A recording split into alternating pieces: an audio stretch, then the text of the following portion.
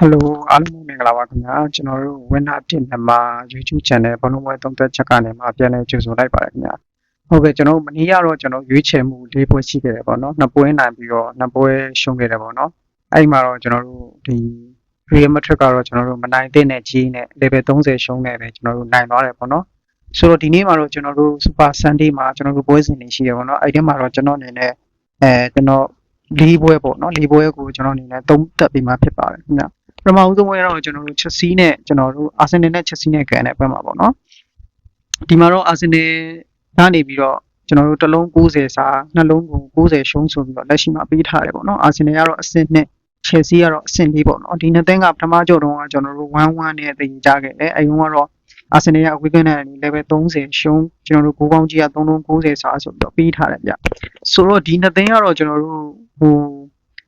အာဆင်နယ်ကတော့ကျွန်တော်တို့3ပွဲဇက်တောင်မှာကျွန်တော်တို့ပရီးမီးယားလိမှာကျွန်တော်တို့နိုင်ပွဲပျောက်ထားတယ်ပေါ့နော်ဆိုတော့အဓိကကတော့ကျွန်တော်တို့သူတို့အနေနဲ့ကတော့လူမစုံတာပေါ့နော်အဓိကကစားသမားကျွန်တော်တို့စာခါမပါဘူးကျွန်တော်တို့ Harvest လည်းကျွန်တော်တို့မပါဘူးပေါ့နော်ဒဏ်ရာရနေတယ်ပြီးတော့ Jesus လည်းမပါနိုင်ဘူးပေါ့နော်တစ်ဖက်ကလည်းကျွန်တော်တို့ဒီ Chelsea မှာလည်း Jackson တို့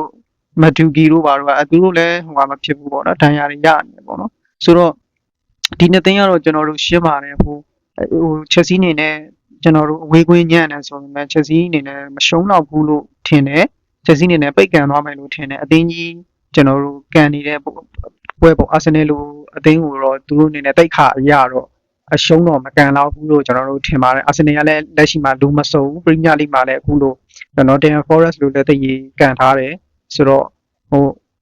တည်ပွဲတွေများတယ်ရှုံးပွဲတွေများတယ်ပေါ့နော်လူရှိနေတဲ့အတွက်ကြောင့်လူမစုံတာတဲ့အတွက်ကြောင့်လူစုံနေဆိုတော့ Arsenal ကိုပဲယူရမှာပေါ့နော်အခုကတော့လူမစုံတဲ့အတွက်ကြောင့်ကျွန်တော်အနေနဲ့အဝေးကွင်း Chelsea ကိုပဲ Chelsea body ကိုပဲကျွန်တော်ရွေးရတယ်ခင်ဗျနောက်တစ်ပွဲကတော့ကျွန်တော်တို့ဂျာမန်ဘွန်ဒယ်လီဂါကဘူချန်နဲ့ Frankfurt ပေါ့နော်ဒီပွဲလေးကထူးခြားတယ်ဗျဆိုတော့ Frankfurt ကအဆင့်4ပေါ့နော်ဘူချန်ကအဆင့်16ပေါ့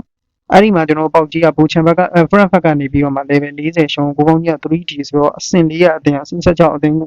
ကျွန်တော် level 40ဆိုပြီးတော့ပေးထားတယ်ပို့ပြီးထူးခြားတာပထမအကြောမှာကျွန်တော်9ဂိုး2ဂိုးနဲ့ကျွန်တော် Frankfurt ကဂိုးပြတ်အနိုင်ရထားတာပေါ့နော်ဆိုတော့အဲ့လုံးကပေါက်ကြီးကကျွန်တော်တို့တစ်လုံးကို80ရှုံး Frankfurt ကပေးထားတယ်ဂိုးပေါင်းကြီးက3လုံး80စားဆိုပြီးပေးထားတော့အခုအဝေးကွင်းမှာ Frankfurt ကပေးရမယ်ကြီးကတစ်လုံးကို20စားကနေပြီးတစ်လုံး40စားအထိကိုကျွန်တော်တို့ပေးရမယ်ကြီးပေါ့နော်အဲ့ဒါကိုမှကျွန်တော်တို့ Frankfurt ကကျွန်တော် level 40ပဲကျွန်တော်တို့ရှုံးမယ်ဆိုတဲ့ပုံစံမျိုးကြီးပေးထားတယ်ပေါ့ဗျဆိုတော့ဒီပေါက်ကြီးကတော့ Frankfurt မနိုင်ဘူးဆိုတဲ့ပုံစံမျိုးဖြစ်နေတယ်နောက်တစ်ခုက Frankfurt ဒီကျွန်တော်တို့ဒီဂျာမန်ဘွန်ဒယ်လီဂါမှာ3ပွဲဆက်တောင်ရှုံးထားတယ်ဟိုဘိုင်ယန်မြူးနစ်ကိုလည်းရှုံးထားတယ်လီဗာပူးလည်းရှုံးထားတယ်လို့ကျွန်တော်ယူနီယံဘာလင်ကိုလည်းရှုံးထားတယ်ရှုံးထားတဲ့ပွဲတိုင်းလည်းဂိုးရတယ်ပေါ့နော်သူတော့3ပွဲဆက်တောင်ရှုံးထားပြီးသူ့အနေနဲ့ဒီပွဲကတော့ကျွန်တော်တို့နိုင်တဲ့နယ်လို့ကျွန်တော်တို့ထင်တယ်ဆိုတော့ဘူချန်ဆိုလည်းဟိုအောက်ဆုံးကအသင်းပထမကြောင်းတော့လည်း9ဂိုး2ဂိုးနဲ့ဂိုးပြတ်တောင်နိုင်ထားတဲ့အသင်းကိုမှအခု level ကို40ရှုံးမဲ့ပြီးတယ်ဆိုတဲ့တစ်ချက်ကိုကျွန်တော်တို့တွေ့ရတယ်ဘူချန်လည်းကျွန်တော်တို့ short တော့လို့မရဘူးပြီးခဲ့တော့ကကျွန်တော်ဘိုင်ယန်မြူးနစ်ကိုကျွန်တော်တို့ဟိုပေါ့နော်3-2နဲ့ကျွန်တော်တို့နိုင်ခဲ့တဲ့ကျွန်တော်ဘူချန်ဒီကျွန်တော်တို့တန်းစင်းစုံနေရနေသူ့အနေနဲ့ယုံနေပြီပေါ့နော်ယုံနေတဲ့အတွက်တော့သူ့အနေနဲ့မဖြစ်မနေသူတိုက်စစ်ကိုဖွင့်ဆော့နေတယ်လို့ကျွန်တော်အနေနဲ့တွေ့ရတော့ဒီပွဲမှာဘူချန်ပေါက်ကြီးရဆိုလို့ချင်းဘူချန်ကိုရဖို့များတယ်ဘူချန်ကိုရမယ်ဆိုရင် Frankfurt က3ပွဲဆက်ရှုံးထားတယ် Frankfurt ကလည်းပွဲတိုင်းလူကိုသွင်းနေတဲ့ဂိုးသွင်းချေရှိတယ်ဂိုးရတဲ့အခြေအနေရှိတဲ့အတွက်ကြောင့်တစ်ဖက်တစ်ဂိုးစီကျွန်တော်တို့ကြည့်ရမယ်အဲ့အတွက်ကြောင့်ကျွန်တော်တို့ဒီပွဲဒီဂိုးပေါင်းအပေါ်ပေါ့နော် Frankfurt ဂိုးပေါင်းအပေါ်ကျွန်တော်တို့ရွေးပါတယ်ခင်ဗျအဲ့ဒါအကောင်းဆုံးကျွန်တော်တို့ဖြစ်နိုင်မယ်လို့ကျွန်တော်တို့ထင်ပါတယ်ခင်ဗျနောက်တစ်ပွဲကတော့ကျွန်တော်တို့ဂျာမန်ဘွန်ဒယ်လီဂါမှာပဲကျွန်တော်တို့ရှိတယ်ပေါ့နော်အဲ့ဒါတော့ည7နာရီမှာကန်မယ် Holstenki Herrenheim နဲ့ Holstenki ပေါ့နော် Herrenheim နဲ့ Holstenki မှာကျွန်တော်တို့ Ancient Herrenheim ကနေပြီးတော့ level 80တဲ့ဂိုးပေါင်း390ကားဆိုပြီးတော့ပြီးခဲ့တယ်ဒီနှစ်သိန်းကပထမကြော်တော့1-0နဲ့ကျွန်တော်တို့ Holstenki ကနေပြီးတော့အိမ်ဘက်မှာနိုင်ခဲ့တယ်အဲ့ရောကတော့ဒဲကြီးပြီးတယ်ဗျ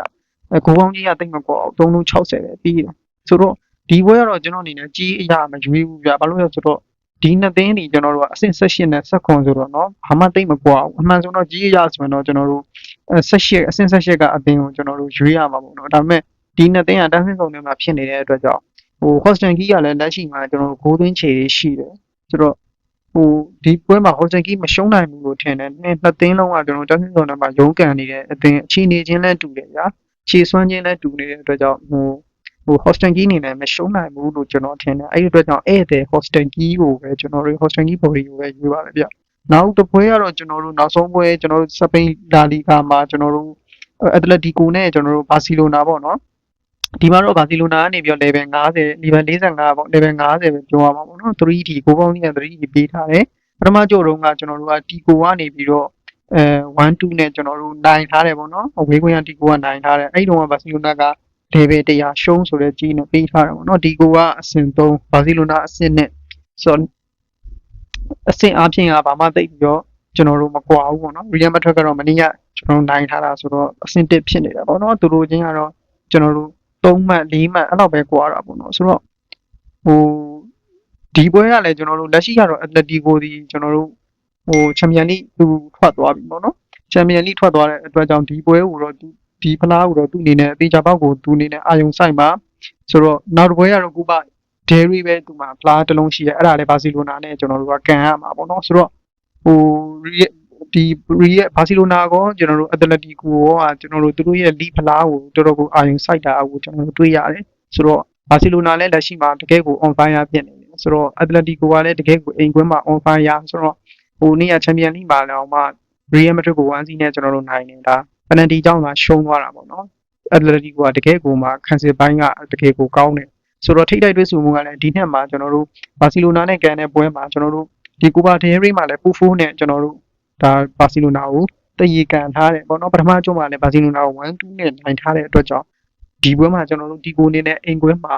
နော်မရှုံးတော့ဘူးလို့ကျွန်တော်တို့ထင်တယ်အဲ့အတွက်ကြောင့်တီကိုဘော်ဒီကိုပဲကျွန်တော်တို့ရေးပါတယ်ခင်ဗျာဟုတ်ကဲ့ဒီနေ့ရပွဲလေးတွေဒါပါပဲခင်ဗျာဟုတ်ကဲ့အားလုံးကိုကျွန်တော်အနေနဲ့ကျေးဇူးတင်ပါတယ်ခင်ဗျာ